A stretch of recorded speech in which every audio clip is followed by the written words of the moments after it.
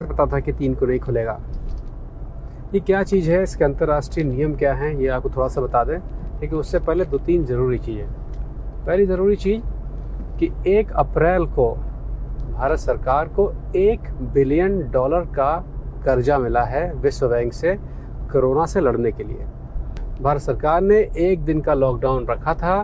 उसके बाद WHO से भारत सरकार ने कहा कि अगर लंबे लॉकडाउन की ज़रूरत है तो उसके लिए मदद की आवश्यकता पड़ेगी, और WHO के हस्तक्षेप से विश्व बैंक ने $1 बिलियन, ये होता है लगभग 75 अरब रुपया, ये मैं लिख दे रहा हूँ, हो सकता है कहीं लिखने में गड़बड़ हो जाए तो कहीं कुछ और बता दिए हैं। ये पैसा 29 मार्च के आसपास सैंक्शन हो गया था, जो कि 2 अप्रैल को भारत सरकार को मिल गया था। इसका मतलब ये है कि पैसा मांगते समय भारत सरकार को ये पता था कि अगर ये पैसा मिल जाएगा तो उन्हें अंतर्राष्ट्रीय लॉकडाउन के नियमों का पालन करना पड़ेगा। वो नियम थे 2 महीने का लॉकडाउन, उसके बाद 4 महीने का सोशल डिस्टेंसिंग। मतलब कि जब पहला लॉकडाउन हुआ था उसके बाद जिसको बढ़ाने के लिए पूरी प्रेस कॉन्फ्रेंस हुई थी, दिया मिसाल जलाया गया था, उस समय पता था कि लॉकडाउन 2 महीने चलना है। खैर वो तो अलग की चीज़ें हैं, लेकिन लॉकडाउन जो है फ़िलहाल उस नियम के तहत अगर मैं जोड़ता हूँ 30 मई तक तो चलना ही चलना है, और उसके बाद फिर ये अगस्त या सितंबर तक सोशल डिस्टेंसिंग के नाम पर जाएगा। क्या है उसके नियम, ये बताएंगे आगे चल के। लेकिन उससे बड़ी एक डिस्टर्बिंग खबर, जो मेरे लिए डिस्टर्बिंग है, शायद आपके लिए ना हो, ये है कि एक किट घोटाला पकड़ा गया है। किट घोटाला क्या है? Rapid antibody kit. आपने सुना होगा कि चीन ने खराब किटें भेजी थी, उसको भारत में लताड़ा, और पूरी कहानी सुनी होगी आपने। वो लगभग कहानी में दम नहीं है। अभी घोटाला क्या है, बहुत ध्यान से सुनिएगा। भारत की एक मैट्रिक्स नाम की कंपनी ने मार्च के आखिरी में, ये सब लॉकडाउन होने से पहले की बात है, मार्च के आखिरी में चीन से ये किटें खरीदी थी। जिस समय खरीद रही थी उस समय चीन की बनी हुई, इस तरह की बनी हुई किटें नेदरलैंड्स ने यहाँ से और फ्रांस ने वापस कर दी थी, क्योंकि वो जो किटें थी वो प्रारंभिक स्टेज की थी और उनके रखरखाव में झंझट ज़्यादा था। जो नया वर्जन था उसमें रखरखाव में झंझट कम था, तो वो किटें उन्होंने वापस कर दी थी। तकनीकी रूप से वो किटें सही थी।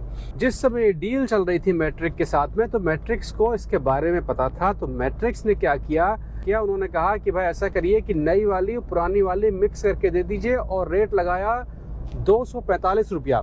248 रुपए के कीमत पर 5 लाख किटें भारत मंगवाई गईं।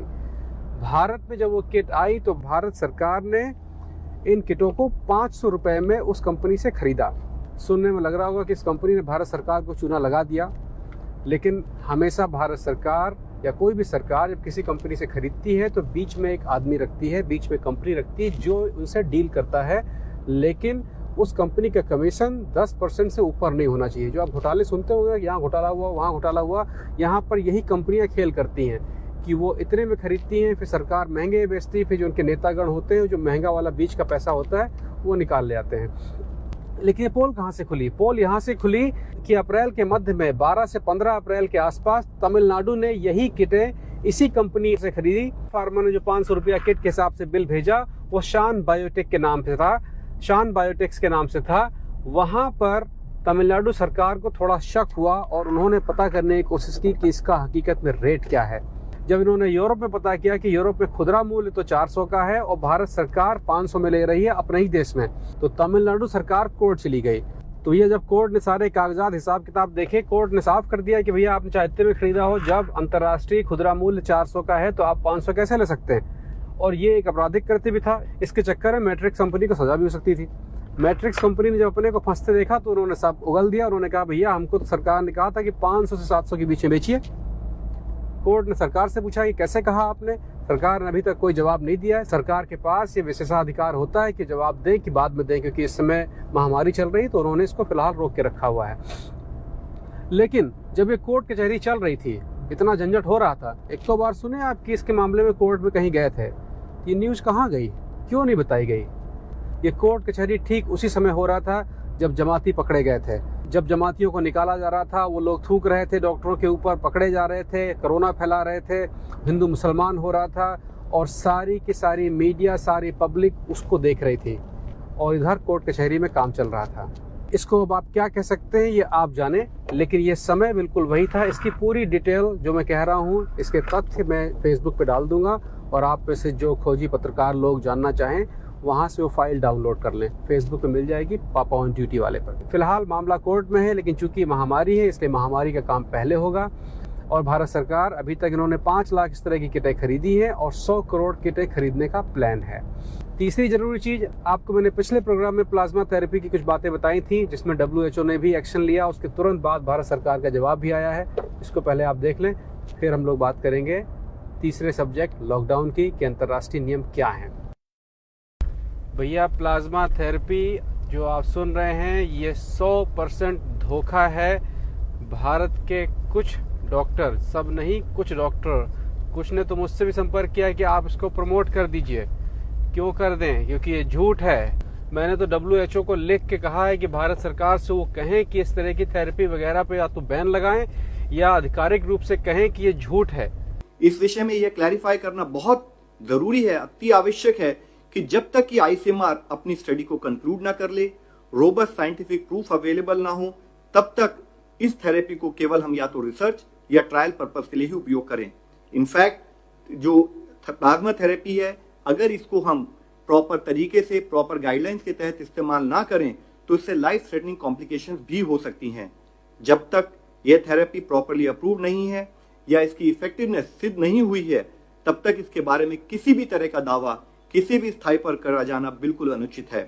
ICMR की स्टडी के बारे में कहीं भी इस प्रकार का प्रयोग पूरी तरह से इलीगल है, और दूसरी तरफ पेशेंट की जान को इससे खतरा भी उत्पन्न हो सकता है।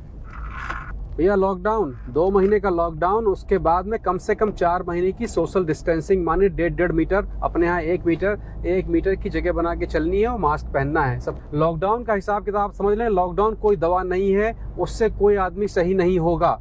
लॉकडाउन केवल इसलिए है कि सारे एक साथ ना बीमार पड़ जाएं और अस्पतालों में जगह खत्म हो जाए तो इलाज ना हो पाए, बस। इसके अलावा कुछ नहीं है। होगी बीमारी शायद आपको भी, क्योंकि महामारी की परिभाषा ये होती है कि 70 से 80% लोगों को ये होगा, लेकिन एकदम से ना हो जाए कि सारी व्यवस्था बिल्कुल चरमरा जाए। इसलिए वैश्विक रूप से लॉकडाउन पर निर्णय लिया गया कि लॉकडाउन करेंगे, उसकी वजह से बीमारी धीरे धीरे आगे बढ़ेगी, ना कि तुरंत। चूंकि ये लॉकडाउन का निर्णय अंतर्राष्ट्रीय है, इसलिए पूरी सख्ती के साथ इसका पालन किया जाएगा, और उसके लिए सरकार को $1 बिलियन का कर्जा भी दिया गया। कर्जा है, देना है वापस। भैया, ये बीमारी चीन की, और जिस प्लास्टिक के डंडे सुताई हो रही वो भी चीन का। केवल गुद्दी आपकी और पिछवाड़ा आपका जो सुझाया जा रहा है, इसलिए लॉकडाउन का इस्तेमाल ठीक से करिए। ये सारा आइटम बाहरी है। लॉकडाउन का अगला चरण ये है कि लॉकडाउन का मतलब सब चीज बंद, उसके बाद चीजें धीरे धीरे खुलेंगी।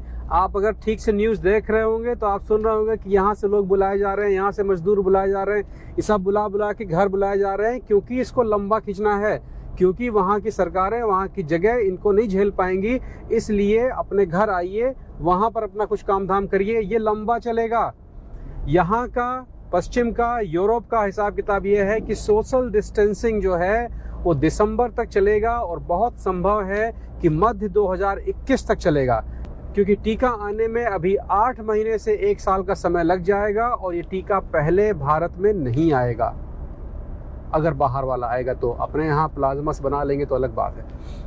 तो जब धीरे धीरे ये लॉकडाउन खुलेगा तो ये सोशल डिस्टेंसिंग की तरफ जाएगा। उसका मतलब ये है कि आपको अपने ग्राहकों के बीच में, रिश्तेदारियों के बीच में, पार्टियों में, सब जगह पर 1-1 मीटर का फर्क रखना पड़ेगा।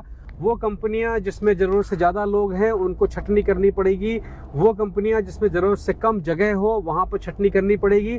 तो इसके बहुत सारे नुकसान भी होंगे, फ़ायदे भी होंगे, लेकिन इसके फ़िलहाल नुकसान ज़्यादा होंगे, क्योंकि इसके लिए हमारी अर्थव्यवस्था अभी उतनी तैयार नहीं है।